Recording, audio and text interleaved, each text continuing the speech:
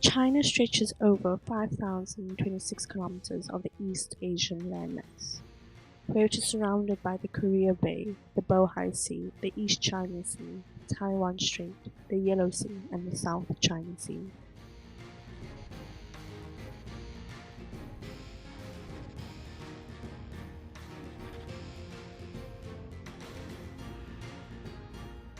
China also shares its borders with 14 other countries. China's climate is dominated by dry seasons and wet monsoons, which differs from one region to the next, as China has a very complex topography. China's landscape consists of 33% mountains, 26% plateaus, and 10% hills. The arable land has 12% lowland plains and 19% basins, where some of the greatest basins are located in desert regions. However, one of the major environmental issues is that the Gobi Desert is expanding, which has a consequence on the reduction of China's grasslands. China's wildlife consists of 551 mammal species, 1,229 bird species, 333 amphibian species, and 424 reptile species. The major threat to China's wildlife is the fact that China's wildlife shares its habitat with the most destructive species of all, Homo sapiens. There are 840 species which are endangered or on the verge of local extinction.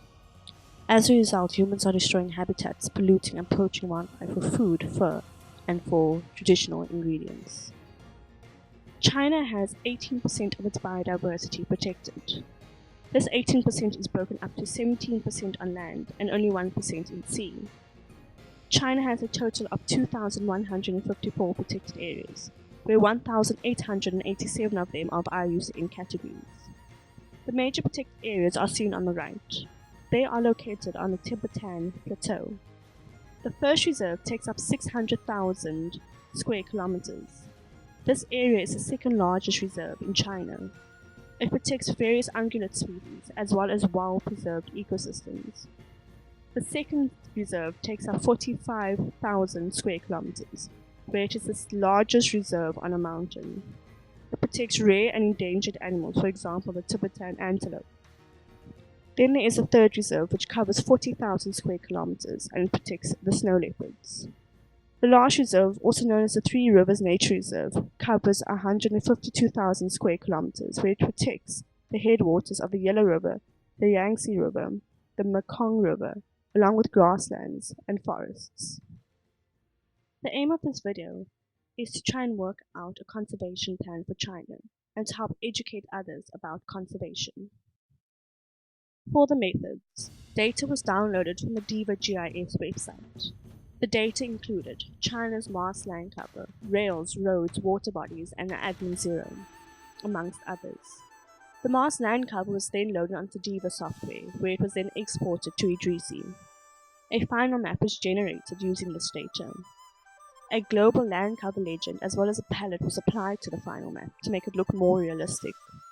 The final map was then reclassed to create two separate maps, one artificial map and one natural map. The protected areas for China were then downloaded from the Protected Planet website. ArcView was then used for Marksan, as it needed to produce hexagons for China, which were the planning units, and this was a systematic approach which was used. A minimum of 12 species were downloaded from the IUCN Red List website. And if the species were available, they were imported to a shape, then to a vector, and then to a raster file. For Marksan, a few maps had to be generated. The first map was your passes map, which was your protected areas, which was then reclassed to make your protected areas 2 and everything else 3. Then there was your planning unit tenure map, which was generated by reclassing your artificial areas to 3 and protected areas to 2. The protected areas then overlaid onto your artificial areas.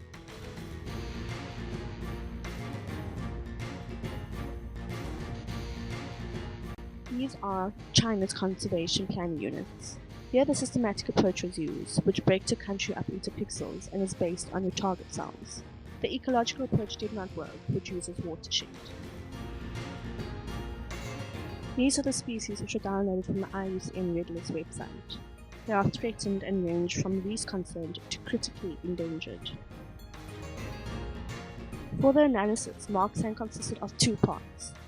For the first part, China's hexagon map had to be put the marks in, as well as its species, which were put through as species distribution layers. They were then loaded at specific target percentages and at a penalty factor of 10. The planning unit tenure map was inserted as a passes map. After this, marksman's parameters had to be adjusted at a target of 0.95. The mode which was run was only heuristic. Marksman was then run. For the second part, everything had to remain the same except your passes map would be changed to your tenure map. A boundary length modifier of 2 was selected, and a repeat runs of 1000.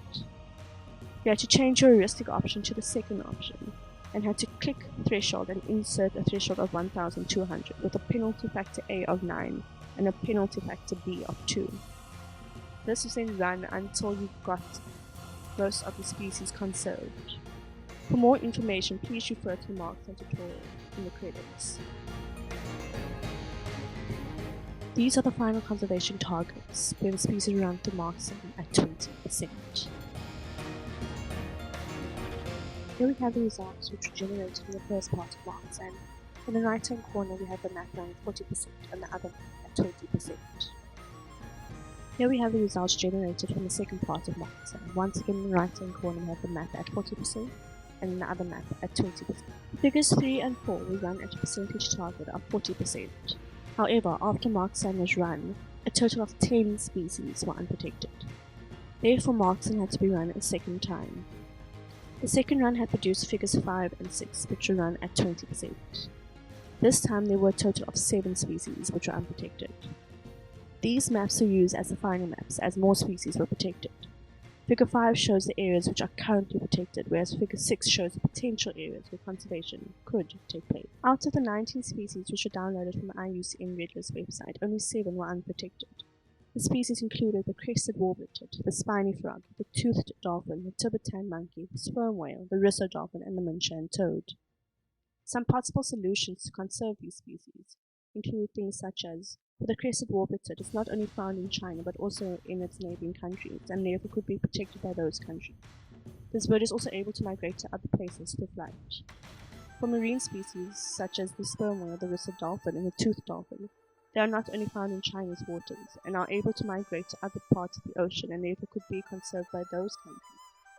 The Tibetan monkey, spiny frog, and Minshan toad could be conserved by expanding the home range of the current protected areas which are found in close range of those species.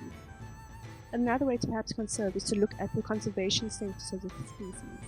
Using this, you could conserve those which are in danger and look at the other ones which are of least concern at a later stage.